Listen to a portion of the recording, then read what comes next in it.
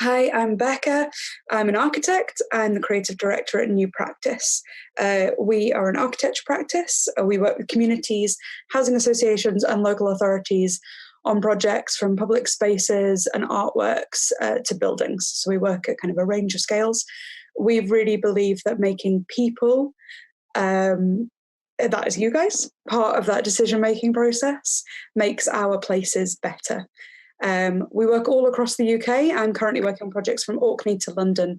And I'm joined today by Rachael from Kinning Park Complex. I'm just going to ask Rachael to introduce herself and a little bit about Kinning Park. Hello, hey. So yes, I'm Rachael. I'm operations manager at Kinning Park Complex. If you're not familiar with it, it's an independent community centre in the south side of Glasgow. We're housed in an old red stone school building dating from 1916. And we have two large halls that get used for a number of different activities, from sports and recreation to parties to discussions to workshops and all of those things. We have a kitchen as well, so quite a lot of food-based activity as well. We have studios with a number of different artists, musicians and organizations.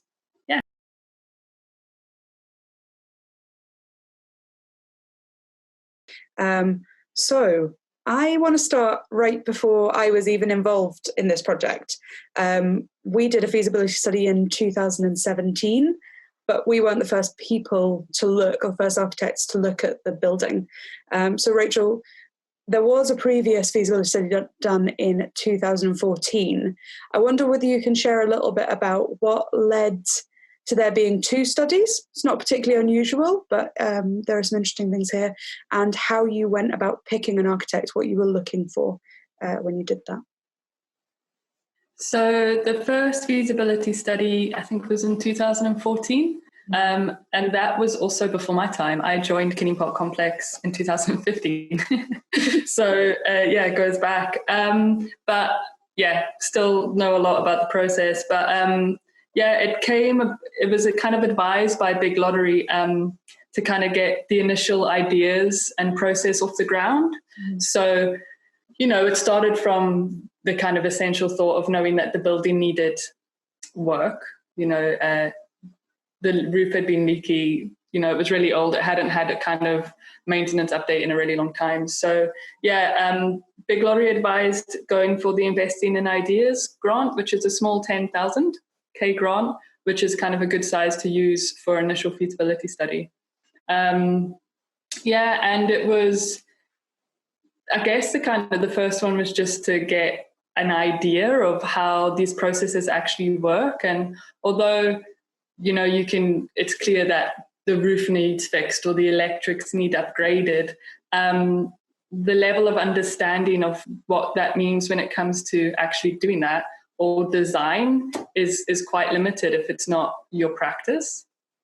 So feasibility study is a really good way to get that initial insight, to kind of learn and to see what can be done and what also is possible. We knew that we wanted to make the building accessible and install a lift, but that's kind of as far as it goes. So the feasibility study shows you the things like, is it external? Is it internal? Like, what are your options there? And it's a really good starting point. And I think it is just that, though. It's a starting point. And from that very initial brief, I guess, that you have at the start, your brief develops and the conversations and the questions start. So going from that first feasibility, then 2 years, it was a whole 2 years as well before we went to the Big Lottery again as a new team and a kind of growing organization to take into account what that was and look back at it and use it, but very much start from that point again and start the process. So, all those things. Because I guess I know the brief changed quite a lot between that first feasibility study and the work that we started on. I think maybe at the beginning you didn't quite know what you wanted, and maybe that first study helped you define a little more what you were looking for, because then we had a very big brief that we had to deliver. And actually, we spent quite a lot of time, you and I, with Martin and the rest of the team at Kinning Park, kind of narrowing back down that brief to the most important things to understand where the priorities were, because the options had kind of grown in that space between the two studies. Yeah, I mean, the initial brief was kind of the start of the conversation. It was a way to kind of ask questions, I guess, but also get other people involved who use the space, or like show an interest, of like what's possible, I guess. So it was kind of, I guess, like the skeleton to it, and it just kind of bulked out from there.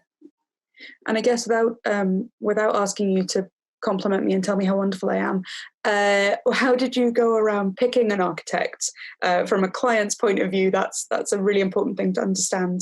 Maybe what you thought you were going to get when you picked us, or when you're picking in that process. Yeah, so we when we built like the feasibility, to put out the tender, so we used what is it called? The Public Contract Scotland. Public Contract Scotland, yes.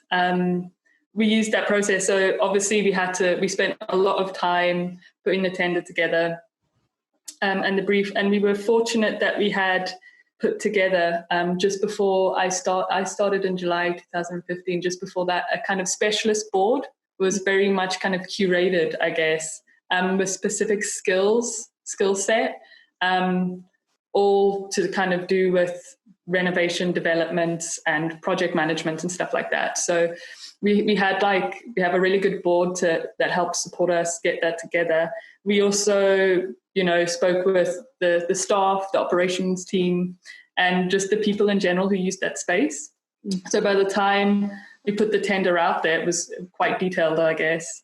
And it was also a new process. That step was a new process for us. So although some of the board had already gone through that before, which was great because they kind of helped us through it, but we didn't really know what to expect to come through, so it was kind of a learning curve, I guess, and we just took our time with it, I suppose. The applications came through, and we knew, I guess technically we knew what we wanted because we'd written the brief and the tender, but you kind of, until they start coming through and you start to look at them for the first time, not that you're in the dark, but then you start to ask a few more questions, and you have the kind of specific pointing system, and it's just you kind of learn as you go through it. And we just had to take our time with it because we were quite new to it, but it was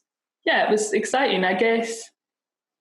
Just the initial things that attract you to an application, which is like how visually attractive it is, but also as people who, well, myself especially, like not, we don't know the lingo, or we're not architects. So to get a document that you understand is very important. Yeah. And not every document was like that. Mm-hmm. So if you're looking through something to work with someone who's going to help you, make your building a great place, you want to know what it means.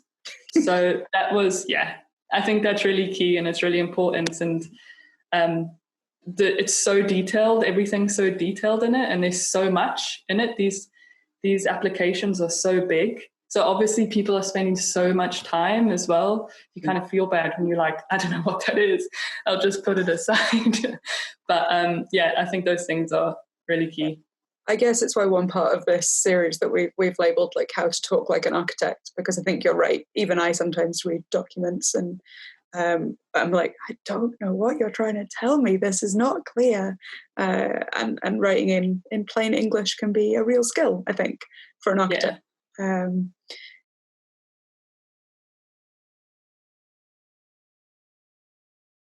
I guess then, so once we'd kind of started working together, we had that brief. I've talked a little bit about how we kind of narrowed that down to get really to the priorities. But one of the things we did was speak to people who already used the building and figure out what they needed. I guess maybe something that I'm always interested in is who gets to be involved in that decision making and how much their input is can be valued. I think we've had quite a lot of conversations about tenancy and involvement, because there will be changes, or there may be changes, and how do you ensure that you don't design someone out of a process, but that you aren't led completely by someone who might not be there. So we've talked about that both in terms of the kind of studios, but also in terms of the halls, whether they have certain provision for dance and theatre, or whether they're more multi-purpose, and the kitchen in terms of the size and what's in it. So I wonder if that's something that you could maybe talk about a little bit. Yeah, so I mean, Kinning Park Complex is like really multi-use space. We have lots of different people who come in and use it for different things. And we have, especially within the tenants, a lot of people who have been there for a long time, mm-hmm. I guess. So like have seen the building go through its stages and it's, I don't know, falling apart, I guess. And we were keen to include all these voices in the process, not in a way that it's like, we're gonna, tell us what you want and we'll honor that because everyone is part of KPC, etc. I think it needs to be realistic. It's about people being able to share what they would like, but in a way that it's understood that, it would make the building better for everyone. Yeah. So it's like you balance that. It's not just like someone being like, oh, I would really like this cupboard so that I can store my coffee machine. Yeah, I'm trying to think of something really vague.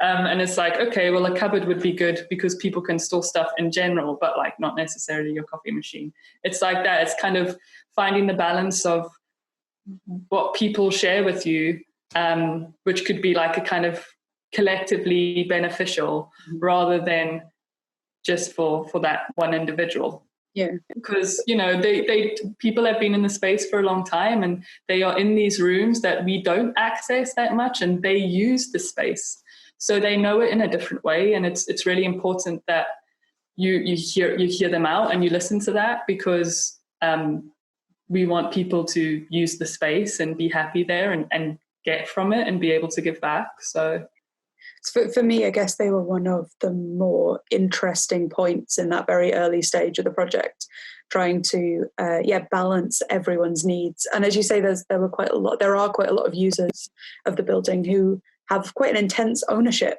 over certain spaces, and it's how to balance that need against the kind of wider needs. And I thought that was something that we managed to do pretty well. Actually, it was one of those things that I thought could be a real challenge at the beginning, but actually I think with your guys' much closer relationship with the building users, and then us being able to have quite honest conversations about what could and should be done, that was one thing that I was very happy with at that point, that we managed to get through what I thought could be really derailing conversations about specific those specific needs that we couldn't potentially meet in the new building or in the renovation parts.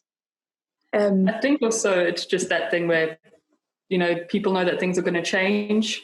And although that's exciting, it always comes with a kind of level of fear, because it comes with like, although they know that the space will be better because it won't be, leaking water and icy cold, it's, it'll be different. And they kind of, with change comes a bit of a loss, I guess. So, you just have to like make people comfortable in that conversation. Yeah. I guess it was a big conversation about compromise. Like we can't have a shower, but that means we can have this, and we can't fit that in. But by removing that, we get to have a lift in this position that's going to work for everyone. And I think that we, managing that kind of balance of a compromise against the needs and the wants was something I was happy we managed to do in that way.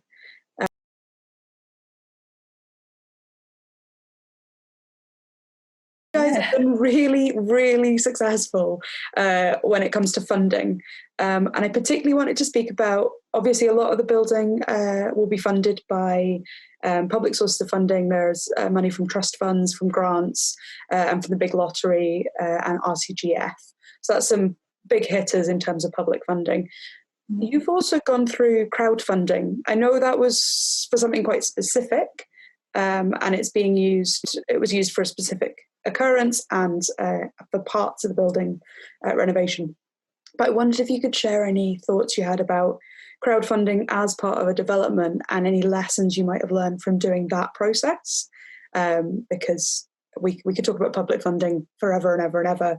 I think crowdfunding is quite a specific tool that many people are looking to use at the moment. Crowdfunding we've done it a few times, and it definitely has its challenges. We have had success, and I mean, getting anything, I guess, is a success, but meeting targets are not meeting targets, let's say that. And I think what we've learned from it is that it takes a lot of time and resource to run a good crowdfunding campaign. So you need to be very invested in putting in the time and effort to push it. It's really important to have specific goals, to make it very clear specifically where the money is going and what it will be used for. Like, people want to know what they're helping and what they're donating their money for, or what they're giving you. So I think when it's a crowdfunder, like, for example, to help towards the building and the redevelopment, I think although you need to be really transparent with stuff like that. It's different when it's like crisis crowdfunding is a different ballgame. But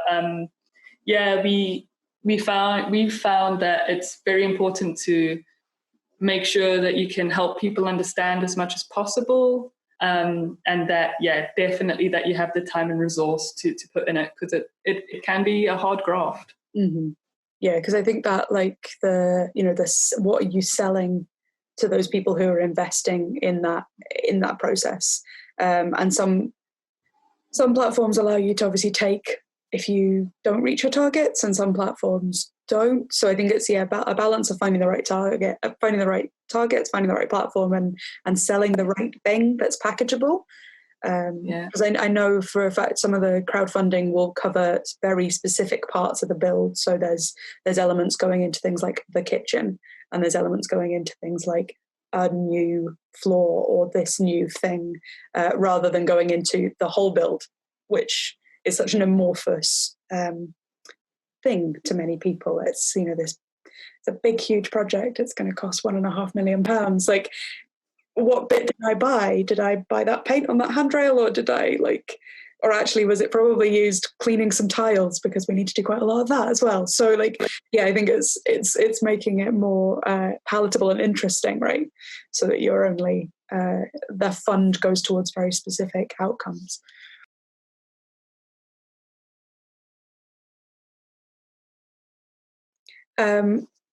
Now, we've kind of covered a bit of this already, that idea of compromise, but one important thing I think you and I and Martin have spoken about a lot over the past 2 years is when to stop designing, when to reach those points where the design is not going to change again, and we have to finalise our compromises, and understanding the point when those things that we want that aren't quite there yet can't happen anymore. So we went through a long period in the middle of the project where everything kind of stopped, and the design changed quite significantly between the end of one REBA work stage and the beginning of another, because there was some complex decisions around about funding and particularly the VAT situation of the building. So we needed to change a little bit about how the building worked internally to meet new needs. So effectively we repeated a design stage to make that work. For me, that was a point where we also made the building, I think, better. I think we made it more impactful. Until that point, we'd been trying to make the project work on a much smaller scale in terms of intervention, in terms of change, and a much smaller budget.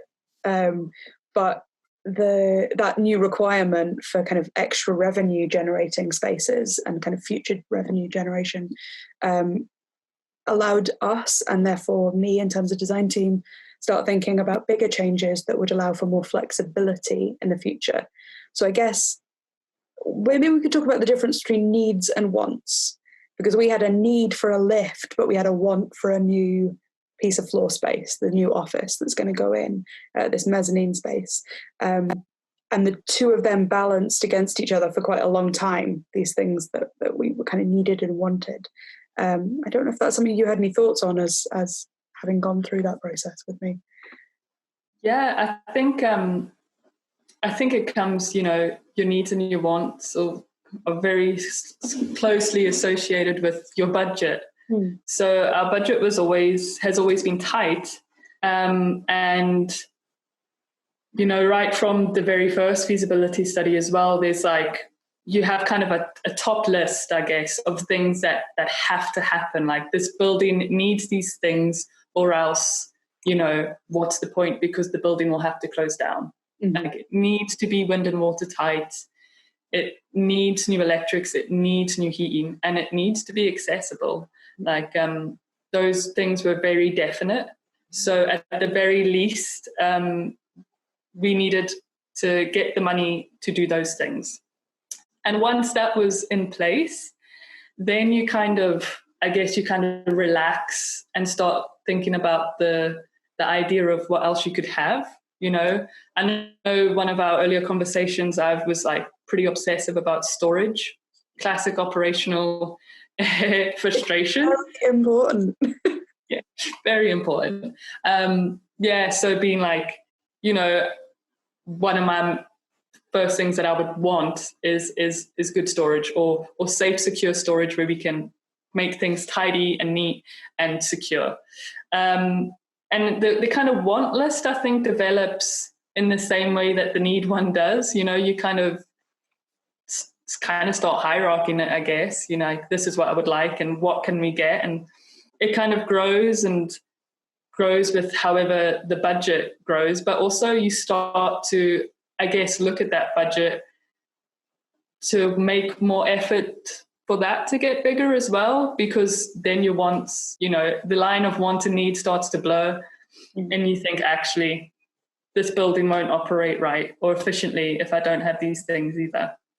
Yeah, so I think we went from having a very clear, we need this is the bare minimum, and these are some extra frilly add-ons, to a point where the extra frilly add-ons started to feel like needs. They started to feel like things that without that, the future of the building would be fine, but it wouldn't live up to the expectations of having spent, at that point, the budget was £1 million.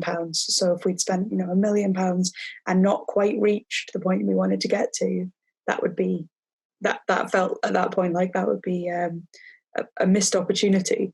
So it was where, I think that was the point when, certainly from our point of view, we were kind of trying to figure out how we would get to the point where we could have, at least half of these wants added back in. So things like new floor space, things like, upgrading all of the internal finishes, having all the right health and safety bits, because at one point the do the bare minimum option was not looking particularly safe.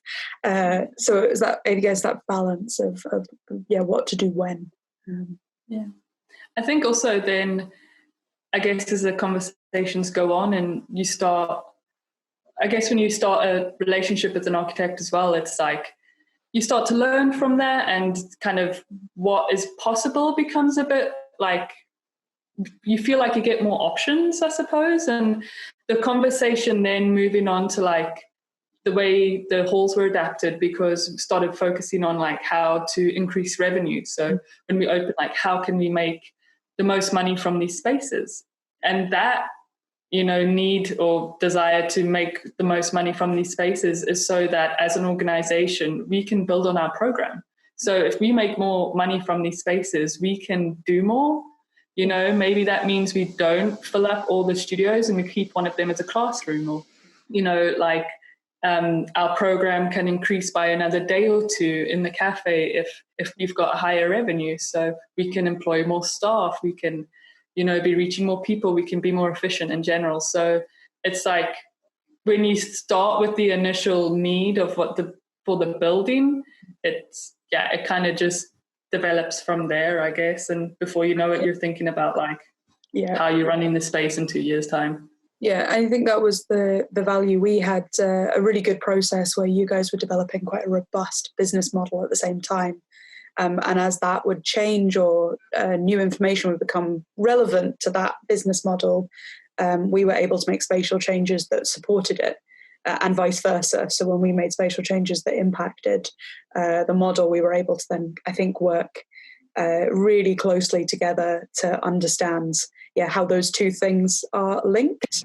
It's something, obviously, myself, I run an artist studios as well as New Practice, and it's one of the things we've gone through quite a lot. So it was a process I was really happy to do for someone else's business, have that balance between, model how you're going to run the space, how you'll operate it against what you're going to do design wise. There were lots of lovely design bits I could have done, but they weren't relevant to the operational model of the building, and adding extra twiddles, it has never been an option under the budgets we've had, but it also wouldn't have delivered any good.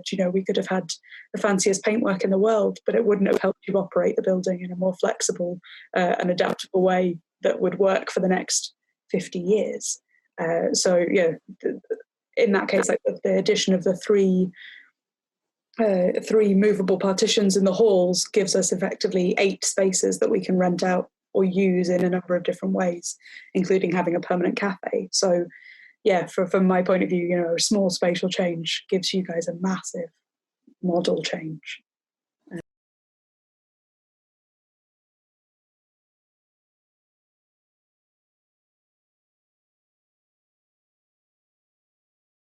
One is, how did we think that COVID-19 might impact the funding available for community-led development?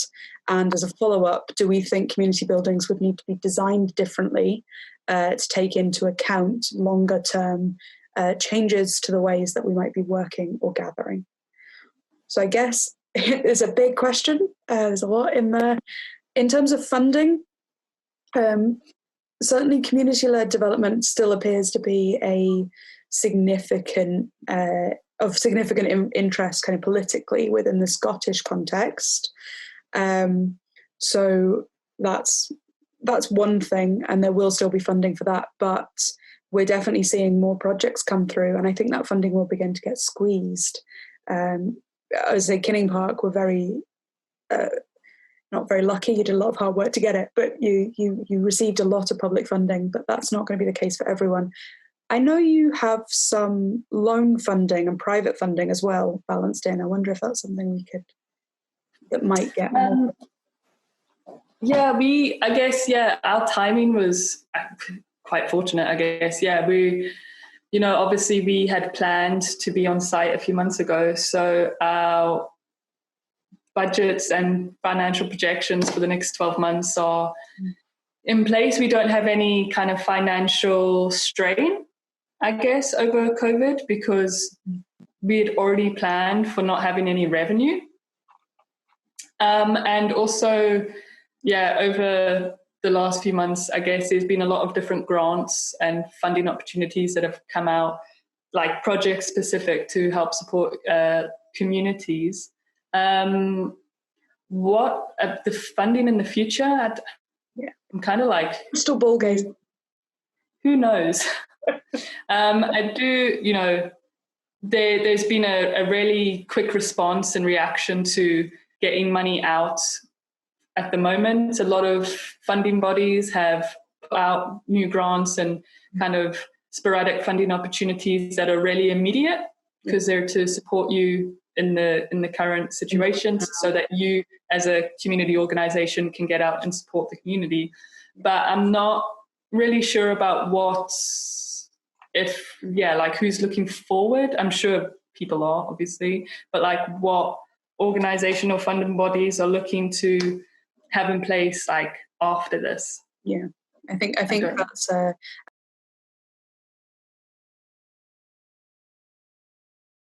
there is a great question that's just come into the chat box asking about more options for community ownership or what about the options. So I know the building they're working with. It's fabulous. I walked past it the other day, and there's a picture on my Instagram of it. But they're looking at a B-listed building that's currently privately owned and what you might do to kind of take that over. So they're considering commercial lease, establishing a trust, or proposing to buy the building.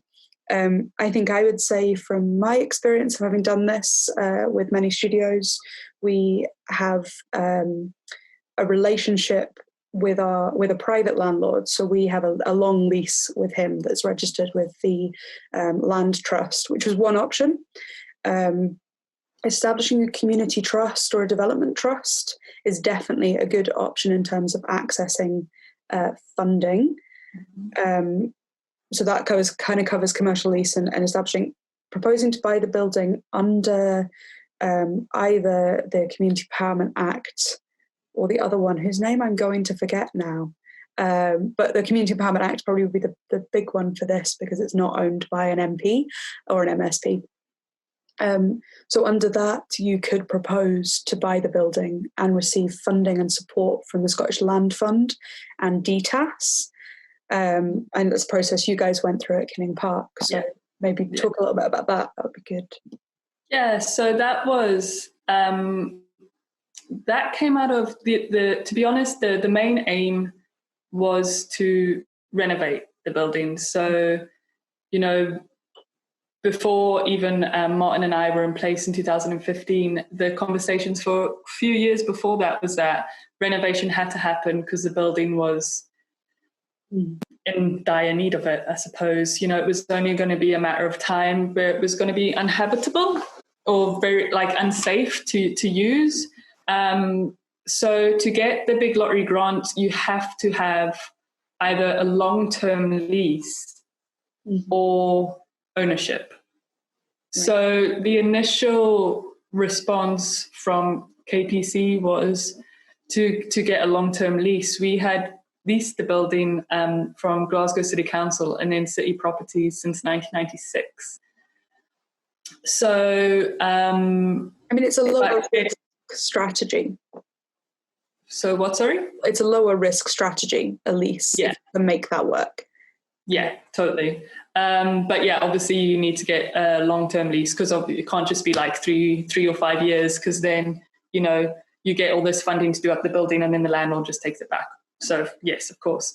But we really struggled to get a long-term lease. Mm-hmm. It became quite apparent after quite a long time of conversation that wasn't going to work, or it wasn't going to be an option, or it would be an option with many, many clauses and, etc. Like, yes, you can have a long-term lease, but actually after 5 years, we can still take the building back. It was stuff like that. Lots of lingo and lots of jargon. But so the chance to buy the building with the community asset transfer law, etc., kind of all came about round about the same time, and that's when it became more of a feasible option, and when it became maybe the best option for us as well, was to go down that route, because long-term lease was problematic or difficult. Yeah. So in terms of doing that, did you go through DTAS and Community Ownership Support Scheme, or did you go through the Scottish Land Fund, or both?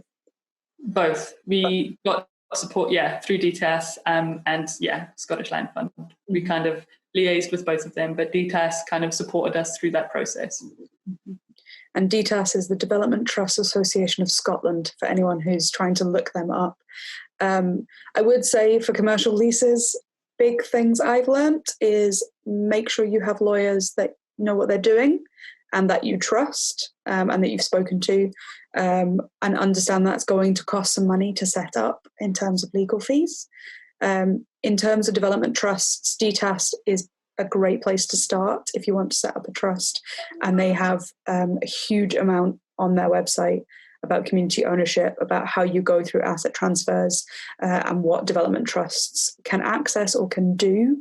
And in terms of proposing to buy the building, I think definitely starting with costs and going through the Scottish Land Fund, which is a big lottery or a national lottery funded support scheme. They all require that you have a really strong idea of what you want to use the building for and how that's going to benefit an identifiable community. Yes. Also with KPC, we were in a position where it had been Kinning Park Complex, we'd been there since 1996. It had the current business model, I guess, had been in place since 2009. There was a lot of years of hard work to make it, a community-led space, and it was easy to show that this was a community asset and that what it can do and how it would benefit the neighbourhood. Yeah, and I think equally we found at many studios that we're a community interest company, but that's not something that we were able to demonstrate as we didn't have the same kind of background in the space. So I think it is worth looking at what you're already doing and what you kind of want to deliver, that can be told as a really clear story and a really clear benefit.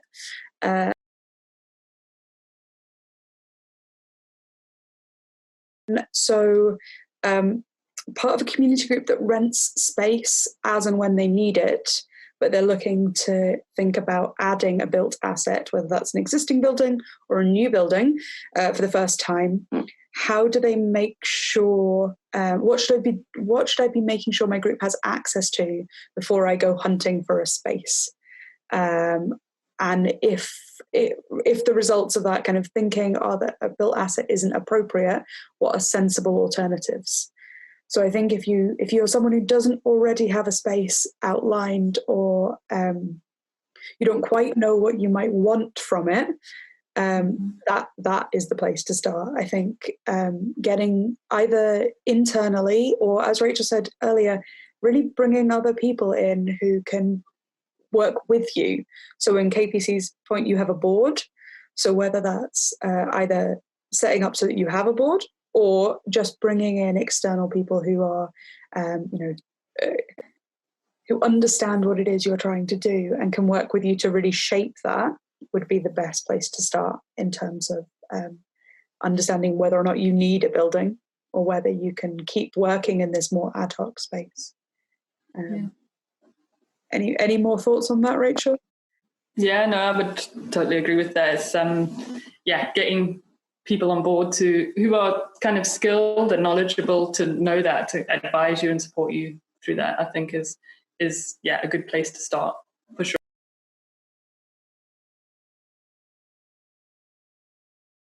Which says, what are the surprising challenges that came up as part of this process from a client's perspective?